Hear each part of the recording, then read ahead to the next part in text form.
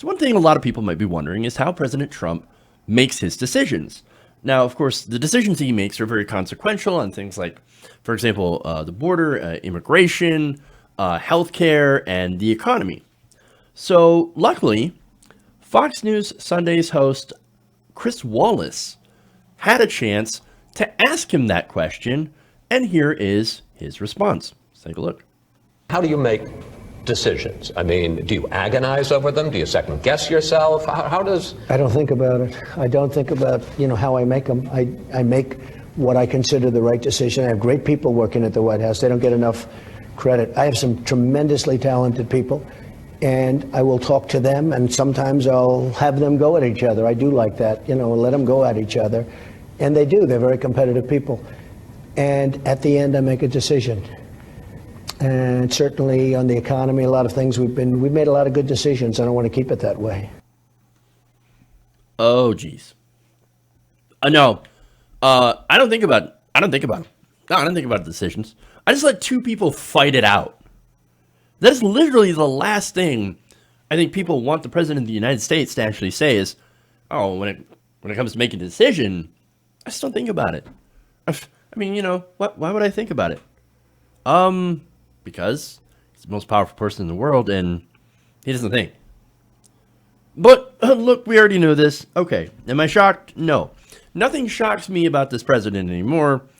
He's turned basically the West Wing in decision-making into nothing more than a competition, or actually more a wrestling match, when you think about it. And given his history being on the WWE, that, again, not shocking, right? So he gets his aides together on a policy issue and has them fight it out. And to me, who do I think wins? The people that are more forceful, right? I think it's the ultimate might equals right. Doesn't matter if they're right on the facts. Doesn't matter if they're right on the policy prescriptions or what's actually going to solve the problem. I think what matters to him is how strong he is. Oh, he came up with a really strong argument. Yeah, he wins. We're going to go with this guy. That is the worst way to run a country. But, look, again, going back to how we're not shocked about this and how we shouldn't be. Reince Priebus, who was President Trump's former chief of staff, back in March, told ABC News that, yeah, look, this is how he makes decisions. He said, quote, he puts rivals around him intellectually. You have people like Wilbur Ross and Gary Cohn. And he puts those two guys in front of him and says, okay, fight out tariffs in front of me. And they fight it out.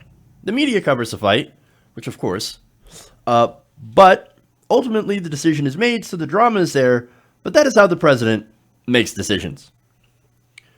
Now, do you want the president of the United States making decisions based on that? Look, I can understand if you want to have a battle of ideas, right? And you choose which idea is the best. But here's the thing. If you did that by putting the policies and the merits of those policies against each other on a factual basis, using, data to back you up, then I think that's actually fine. But I don't think that's how that works in this situation. No, President Trump, he has shown over and over again that he doesn't care about facts. He doesn't care about actual data. He basically cares about, number one, who strokes his ego. And number two, who looks the strongest. He is obsessed with strength. So he's going to see somebody who he sees as a strong person arguing a certain point, and he's going to be like, look, he was very forceful with it. He was very strong.